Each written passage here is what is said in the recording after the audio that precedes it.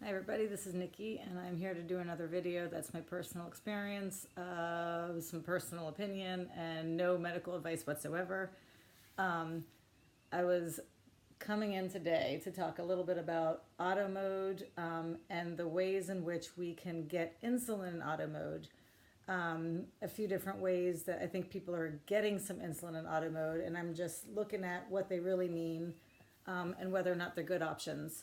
I will say that while I was in auto mode for that couple of months, it's been a while since I've been in auto mode for a couple of months, but while I was back in the day when I used to do that, I found two things to be true. And those things really were that one, I didn't quite get enough insulin in auto mode.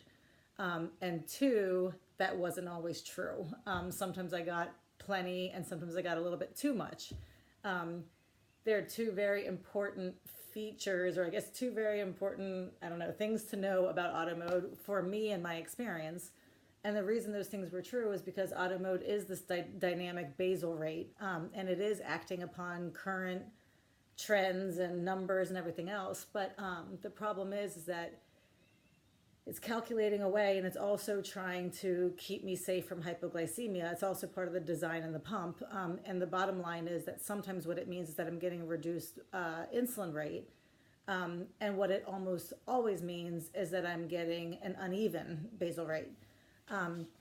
So I don't think I'm the only one who experiences this. I get nervous about making any of those videos because I worry every time I put anything out. I say, what if I'm wrong? My gut is I don't like auto mode. Sorry. I want to like it. I want to be in it. I was in it today. This is what I did in it today. I went in and I am constantly trying to understand what it's doing because I would like to meet what it's doing with a proper strategy so that it and I can get along. So I'm looking at these strategies, and they include phantom carbs, and they include ICR settings changes and AIT and everything else. And they also include what I did, which was just to grin and bear it and just try to get through it, and everything, exercise when I saw a high, or just don't eat anything when I saw a high, whatever. I mean, there's a whole bunch of strategies. In the end, it's what are you giving up, and what are you putting in, what are you giving up, whatever, in order to make it work.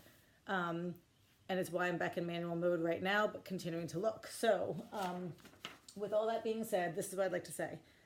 For me, my manual mode settings are what my body needs as far as insulin. They probably aren't perfect. It's been a while since I've done a true basal rate test. Michael Worrell, I know that you do these crazy tests, and I'm like, I could probably use one of those. And it definitely, makes me think that my settings probably aren't perfect, but they're really pretty good.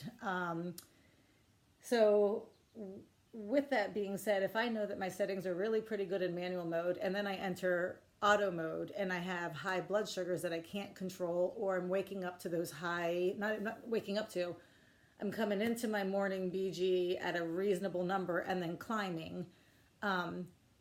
When the first recommendation is for me to change a setting, an insulin setting, of course, for me, it's going to raise a red flag. And my question is, why would I change an insulin setting? If I know my settings are what's right for my body, why would I change those settings? I've heard a couple things. I've heard that they're supposed to help you get bigger micro boluses. That's the only reason really that I'm even still considering it. And then I've also heard that it will help you bring down those highs. Well, here's my problem with bringing down those highs is that it comes back to the uneven basal rate. I don't know when I'm going to get those highs. So when we start changing settings, are they going to be custom fit the way my settings were in manual mode? Okay, so that's some of the stuff that's going on in my mind, including phantom carbs, which I know probably most people have heard of. And as you know, phantom carbs are just where you fake it, right? You say, okay, I'm going to eat 20 grams of carbs. So if I'm at a ratio of 1 to 10, then that would buy me 2 units of insulin, but then I don't eat it, right? Which frees up 2 units of insulin. So these are all the things that are in my mind about kind of how to handle high blood sugars and how to get that tight management while in auto mode. So I thought, maybe what we could do is we could have a scenario, and the scenario would be a blood sugar of 150 in the morning and climbing, and a piece of toast at 10 grams of carbs. And I'll tell you why I'm looking at the scenario, because it's a way to kind of really pick apart what these different settings changes or whatever are really doing. Like, why would we be doing these things? Okay, so here's our, I lost my page. Okay. This is the only thing you have to kind of pretend with me for a minute. Okay, so if we are, and some of you guys have experienced this, so some of you will believe it, and some of you will say she's making stuff up. In auto mode, I spent many a morning waking up at a blood sugar of, let's say, a 130 or a 118 or a 129 or whatever. But it wasn't there for long. I started to rise way before I fell. And I started to rise oftentimes before I was eating anything.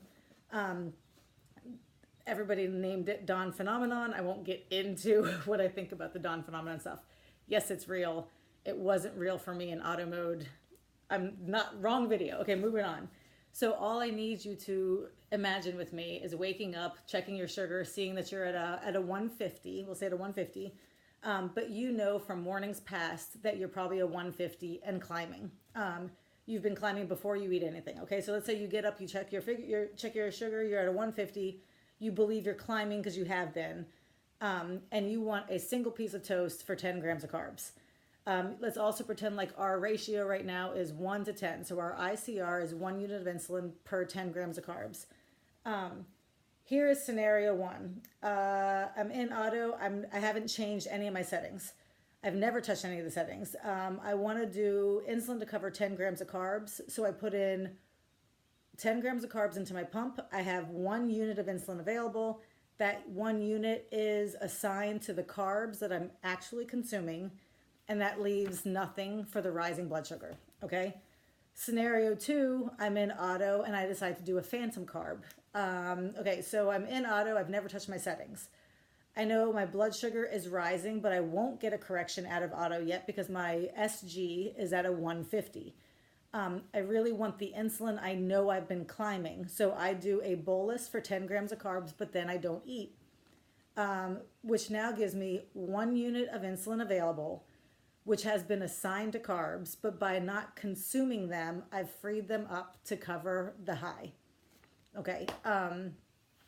Scenario three, I'm in auto and I have increased my ICR setting. So if I've increased it, it actually looks like it drops, right?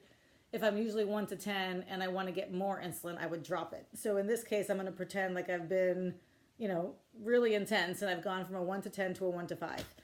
So I'm in auto mode. I have increased my ICR from 1 to 10 to 1 to 5. My blood sugar is at 150 and appears to be rising. I put in a food bolus for 10 grams of carbs, and now that gives me 2 units of insulin. So I have 2 units of insulin available, one of which has been assigned to the carbs that I'm about to eat. One has been freed up. It's been assigned to carbs, but I don't really need those. My body doesn't really need those. So one of those 2 units goes to the carbs I'm eating, but I also have an available unit to help me with that high blood sugar. These are the ways I think people are trying to handle those high blood sugars in auto mode. I think, and this is the part that's not going to be popular, but I can, end my video and run. Scenarios 2 and 3 are trickery. I'm like, that's it in a nutshell. I believe they're trickery. I am not going to say that either one of them won't work or both of them won't work, but the bottom line is that they're trickery. And I don't want to base my blood sugar management on trickery. I want it to be based on numbers because that's what's available to me. I did do phantom boluses, phantom carbs the other day, about a week ago. I did it for 3 days. I did have better control over my blood sugar, but one lie, as often is the case, led to another. And every time I put in a fake bolus, it would give me some minimum delivery. And then I need another fake bolus to cover that period of minimum delivery. And I was trading in my custom fit settings for all fake boluses and no basal. And that made me very nervous. I don't think that's what, I think some people use it occasionally. And I think that maybe that will work. I think some people are cranking these settings. That one I would be more nervous about doing. And the reason I would be more nervous about doing it again is because it brings you back to the fact that the auto mode basal rate is uneven. It's uneven in the morning, it's uneven over the night. So you're not always going to need that extra unit of insulin to cover that high. So some mornings you're going to have your piece of toast and all you need is the insulin to cover your piece of toast. Or some mornings you might even be going into it a little bit low because you've gotten a lot of insulin over the course of the night. I don't know if I said what I wanted to say. All I know, and I'd like to end this, I came from an A1C of a 16.4. I had a lot of improvement. There was a lot of improvement to be made in my care, my management, whatever. I did a lot of guesswork. I did a lot of just not testing. I did a lot of going high. I didn't understand why. Dropping, I didn't understand why. The entire thing just being frustrating. I have 12 years of experience of just winging it. And now in the last year and a half, 2 years, whatever it's been, I've really worked on using the numbers. And I feel like I'm being asked to go back into winging it again. That's it. Least popular video of 2018. Thanks for watching.